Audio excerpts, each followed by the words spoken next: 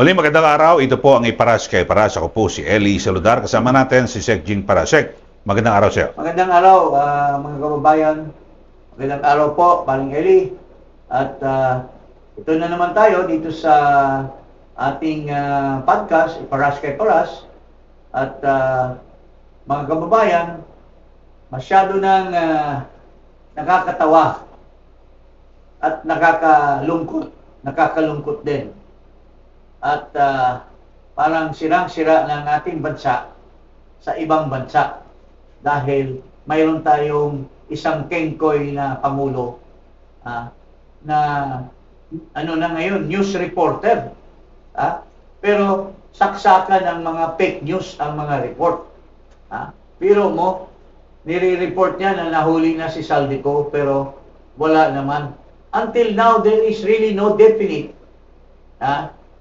story or definite fact that Saldico was ever in Czechoslovakia.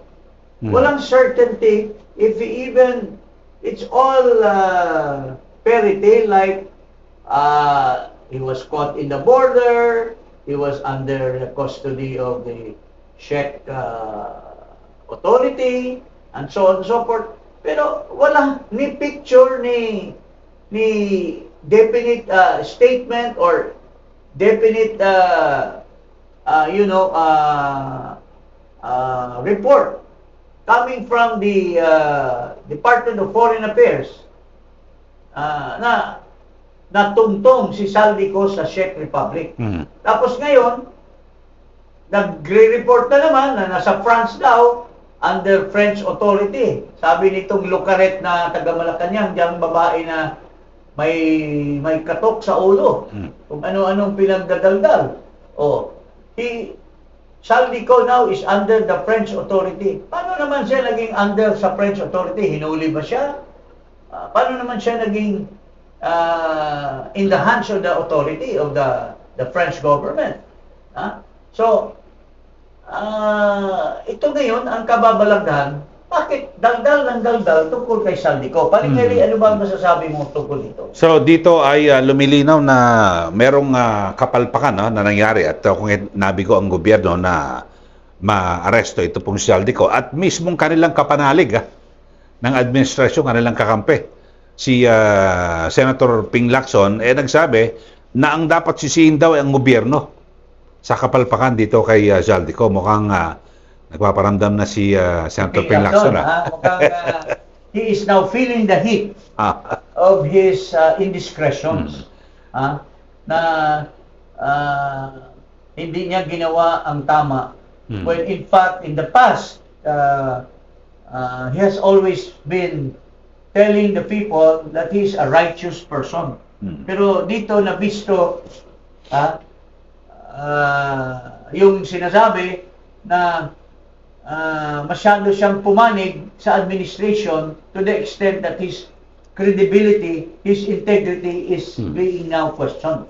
So, ito, Paring Eli, basahin natin yung issue dito sa kay Saldico. Basahin natin yung binabanggit ni Senator Ping Lacson. At ito, Lacson blames government for failing to secure Saldi. Nabigo raw. Ang sabi ho ni Senator Lacson na the government has no one to blame but itself for the release from custody of fugitive ex-lawmaker Saldico. Sabi niya, he was reacting to the news that despite being apprehended for immigration violations, was released from Czech custody because of the lack of Interpol red notice for his fugitive status and his non-bailable case of malversation for flood control corruption.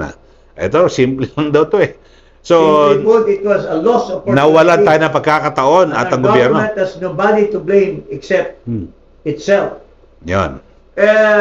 Kulang na lang sinabi ni Ping Lacson.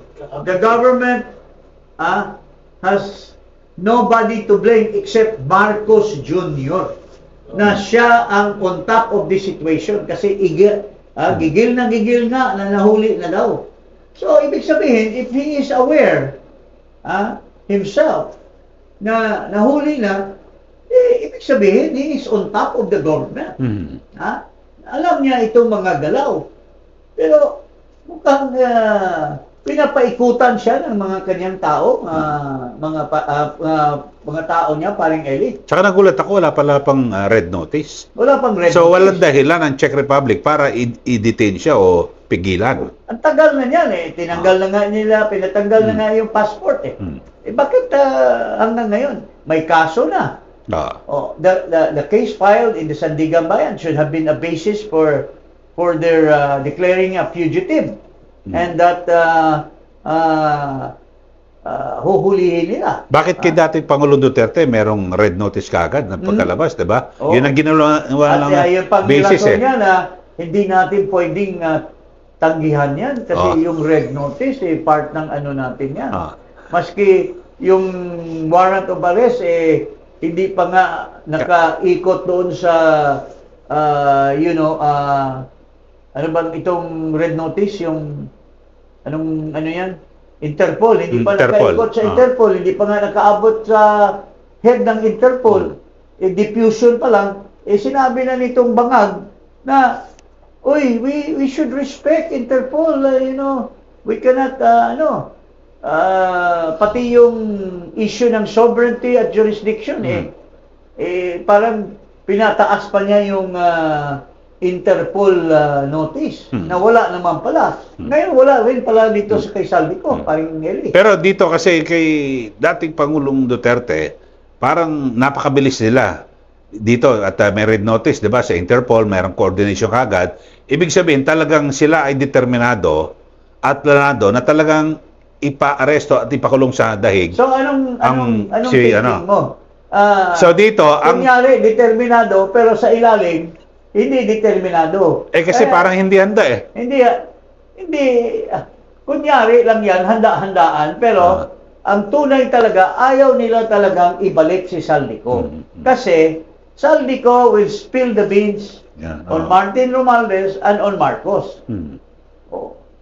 So, kung magte-testify yan, ituturo talaga itong pinaka-mastermind by the name of Marcos Jr. Kasi iko-confirmahin niya lang naman yung binanggit niya sa video message na nag-deliver siya ng maleta kay Pangulong Marcos, kay Congressman Sandro, Martin Romualdez, etc.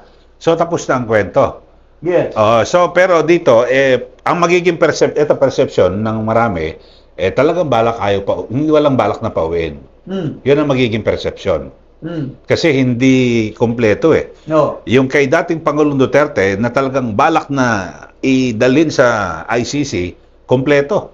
Yung nga sabi mo, hindi pa napunta sa Interpol Diffusion pala nga Hindi pa yung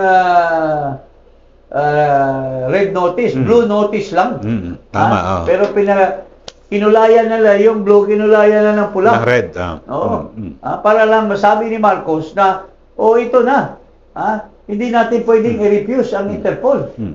Tapos meron pa isa yung napanood ko interview rin kay Lito Banayo kasi naging ambassador din yan Ang sabi niya dapat dito yung coordination dapat ng Pangulo sa ating ambassador sa Czech Republic at sa DFA. Ang ipinagtataka niya bakit Justice Secretary ang pumunta. Ang dali-dali yan The President can call the ambassador anytime. Sabihin niya, bakit naunsa mo yung sinasabi ko? I'm giving you 24 hours to locate Saldico in the... Mas mabilis ngayon because the Department of Foreign Affairs, through its ambassador in the Czech Republic, has access to the government offices. They have personnel like mga assistant sa embassy who will be more than willing to scout the area. Pati sa mga pulis, pwede sila makipag-coordinate. Talk to the police, talk to the... if it was in the border, they can drive down there and check, di ba? So, wala talagang effort. Ang ito, pinadala nila ito si Bida para magbida-bida lang. Wala talagang intention. Tapos tinanong siya, ang tagal pang sumagot na, Sir, is Saldi free? Yes, he's free. Ang tagal pa mo ng sumagot yan. So, nag-aksaya pa tayo ng pera ron, pumunta pa sila. Aksaya, magkano bang pera? That would have been a good amount of money. Ano kaya sila? That would have been Economy? used for adding more fuel. Baka naka-business class pa mga yan. Oo, syempre. Long haul eh. Mahabang biyahe, medyo masakit sa likod yan. Yes. Pero dito, Sec G, kasi ang binabanggit din, dapat aminin ng Pangulo kung sino nagbigay ng kanyang impormasyon para mai-correct kung ano yung mga dapat na maitama na dito sa sistemang ito para sa mga susunod kung talagang gusto nilang hulihin itong Saldico at sa iba pang mga posibleng ganitong kaso, magiging mabilis yung, yung proseso. Oo. At saka, alam mo, walang hiya itong taon na ito. Mayroon siyang 4.5 billion na intelligence fund. Mhm. Oh. Saan pala niya ginamit yan? Dapat may mga spy na siya doon sa mga European countries na yan. At biglang magbusisi kung anong nangyayari. Saan pala niya ginagastos yung 4.5 billion na intelligence fund? Binubulsa lang ba niya yan? Magtatanong po ang mga taong bayan, Mr. Marcos, saan mo pala nilalagay yan? At wala pa yatang audit yan sa COA. Hindi ka yata nagpapa-audit sa COA. So, all these things is part of the incompetence of this government. According to Ping Lacson, it is the government that is only the one to blame for the... but, ang tanong naman ng iba, is it really? Or is it the government that makes sure that Saldi will not return? Iyon po ang tanong. Pero dito, Sec G, kasi may report na ipinatawag ng ng Malacanang na Pangulo yung Czech ambassador dito sa Pilipinas, saka yung French. Saka French ambassador. So, may valor ba 'yon, mga gano'n na Walang valor 'yon kasi hindi naman katulad ng sistema nila doon, katulad ng sistema natin na masyadong powerful ang presidente. Mayroon silang bureaucracy doon na may kanya-kanyang ang French Prime Minister, the French President, hindi siya nakikialam sa mga operation ng mga ibang departamento. So, kung mayroon silang immigration doon, mayroon silang Department of Foreign Affairs, hindi pinapakialaman ng presidente yan. The ambassador is directly under the Prime Minister. Sa State Department yan. So, naman, maski patawag mo yan, tapos sasabihin ng ambassador sa kanyang presidente na, Sir, pinatawag kami, inano kami ni Marcos, pinagalitan kami, at sabi ni, Francois, ano ba to? Yung, Sino? Si Macron ba? Hindi. Macron, si President Macron. Hayaan mo na lang yan, bogo naman yung presidente dyan Huwag mong intindihin yan Pero baka naman optics lang to, Sec Jing, na para sabihin ng mga Pilipino, kumikilos sa Pangulo. Kumikilos, pero baka ang mga nakakaintindi, pinagtatawanan siya. Yun ang point Puro pakitang tao, pero he doesn't realize that the Filipinos are already very much educated, intelligent, na lahat ng mga kabulastugan niya, akala niya hindi na papansin ng mga Pilipino. Pero kasi sa European countries, napakahigpit nila, lalo na sa data privacy law. Tapos, lalo na ngayon, merong report because doon sa kanilang bansa, paring Eli, they value the right of every citizen. Dito, we have a constitution that provides our citizens all the rights. Pero it's now being ignored. Kunting kibot lang, mayroon kang pailan ka na kaagad ng tapos pagdating sa piskal, maski walang probable cause, they will say may probable cause, papayal sa court, kawawa yung mga pinagpapailan nila, dahil lalo na mga mahirap, pero matapang na magsabi ng kabulastugan ng gobyerno, papahila nila, walang pampiyansa. Mhm. Kawawa naman.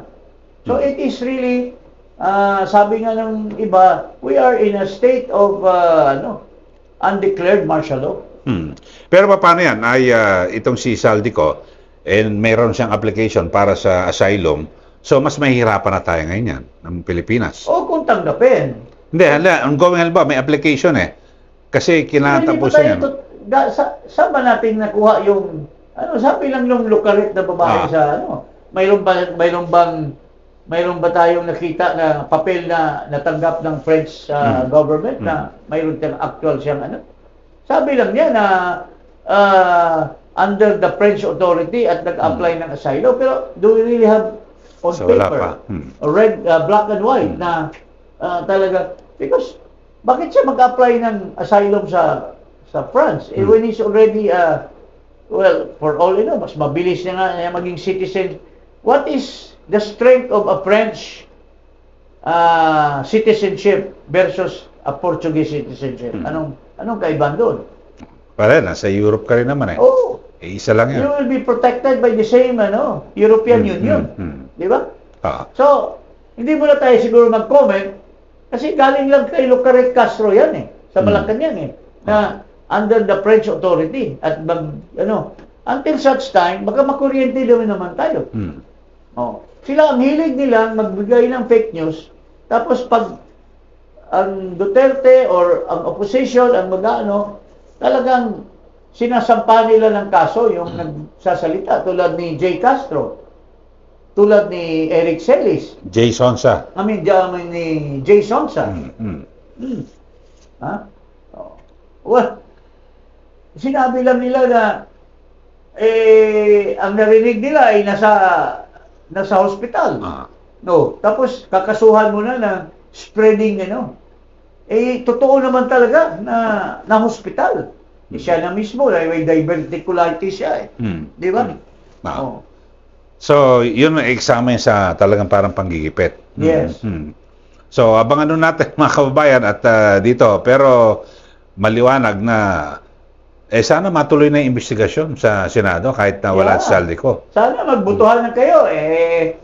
Pinapatagal nyo na Kailan ba sila magbutuhan dyan sa plenary?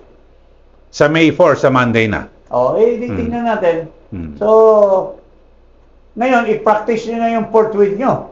Kasi, naghihintay na ang Senado dyan sa kabulastugan nyo dyan sa Committee on Justice. Ay, vindicated yung yung nakaraang 19th Congress, yung sa pamumuno ni Senate President Escudero. Mayroong isang nag-file, isang kulukoy din, na kinwestiyon yung Senado, bakit hindi daw agad nag-convene na kasi mayroon daw word forthwith. Sinabihan siya tuloy ng Supreme Court. Forthwith does not mean agad-agad. Ura-urada. Reasonable time. Yes, when they are ready to do the proper establishment of the impeachment court. Tama pala yung binabanggit ni Escudero, reasonable time. Kasi nagkaroon pa ng talaga debate na. Pero ngayon, pinapakulong nila si Escudero, pinapakulong nila si Martin Romualdez, at yun ang nila ngayon. Titignan natin kung matutuloy kasi ang di umano yung mga usap-usapan na nakaumang lang para pag mabutuhan, depende sa boto mo kung hindi. Well, but she should think twice. Because kung kasuhan siya, at tutulungan niya si Marcos na ma-impeach si Sara, anong guarantee niya na makukulong, na hindi siya makulong? Matutuluyan. So, mahirap yun. Pero kung gawin niyan tama, hindi niya i-impeach si Sara, may chance pa siya kasi Sara will provide the country with justice, with a fair justice system. Na kung haka-haka lang, kung sinasabi ni Chis Escudero na walang katotohanan yung sinasabi nila, ito ay harassment lang, under a Sara administration, people will have justice. people will have their rights upheld under a system of fair and equitable justice system. Okay. Okay, so abangan natin yung mga susunod pa ho na mga pangyayari dyan. At huwag pong kalimutan na mag-subscribe dito po sa Iparas kay Paras. At i-click ang notification bell. Maraming salamat. Magandang araw po sa inyo Magandang lahat. araw po.